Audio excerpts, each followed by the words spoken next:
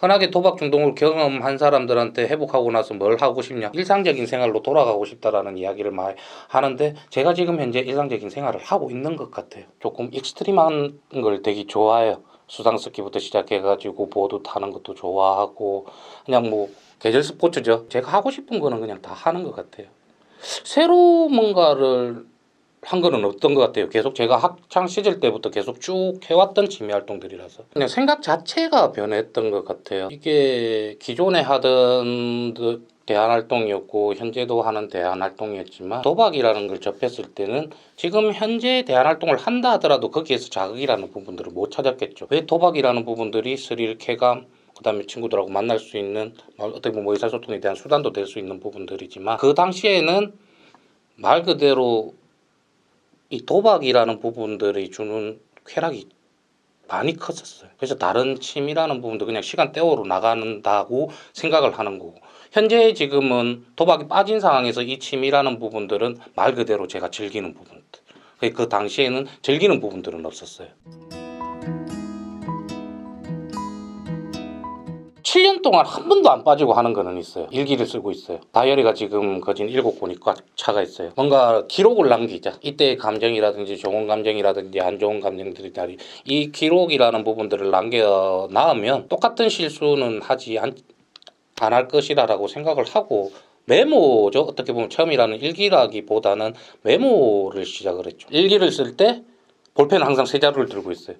평범한 일상생활이 있었을 때는 검은색으로 쓰고, 안 좋은 감정이 있었을 때는 빨간색으로 쓰고, 내가 좋은 나만의 이제 나를 칭찬해주고 싶을 때는 파란색으로 해가, 그걸 지금도 하루도 안 빠지고 쓰고 있어요. 그렇게 하면서 1년이 지났을 때 그때의 감정들을 한번 다시 느껴보는 거예요. 아, 내가 이때는 이런 감정이 있었구나, 이런 충동도 올라왔었구나, 뭐 안 좋은 생각도 들었구나 라고 보면서 그 문제점들을 다시 고치려고 노력을 하는 거죠. 매년 쓰고 한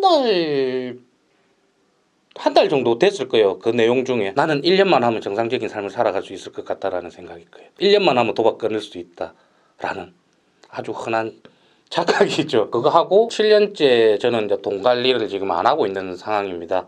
월급도 아버지 명의로 통장을 지금 들어가고 있는 상황이고요. 아직까지 저도 뭐 7년이 지난 시점에서 제가 월급을 받았을 때 이 돈에 대한 욕구가 있고 또 충동이 있지 않을까라는 생각은, 아직도 저도 중독을 경험한 사람으로서 조금 제가 감당할 수 있는 부분들이 있을까라고 생각하는 부분들도 있지만, 아직까지는 아니다고 보고 현재 하루에 그냥 10,000원씩 생활을 하고 있거든요. 밥값, 담배값, 뭐 10,000원이 부족한 부분들도 있지만 그 약속은 아직까지 부모님들하고는 어기지는 않았던 것 같아요. 10,000원으로 생활을 하고, 그 돈이 이제 제가 여기 근무를 하면서 이제 모이면서 제 돈으로 처음 이제 경차를 출퇴근하려고 샀거든요. 뿌듯하더라고요. 말 그대로 제 명의가 이제 제 명의로 지금 차가 있다라는 게 너무 좀 뿌듯하더라고요.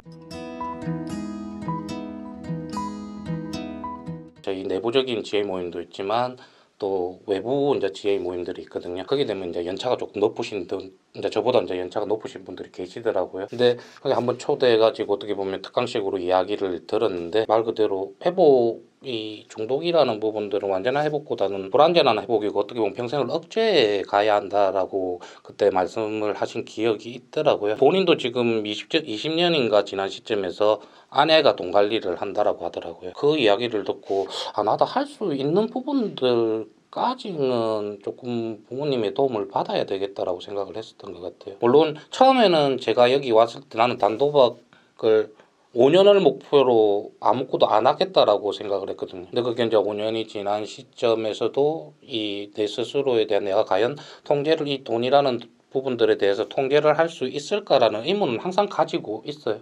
그래서 계시는 동안만큼은 부모님한테 관리를 했으면 좋겠고, 그리고 저는 애초에 5년이라는 시간도 잡았지만 15년을 도박을 했으면 그 배로는 그래도 회복을 해야 하지 않겠냐라고 생각을 하고 살아가고 있는 상황입니다.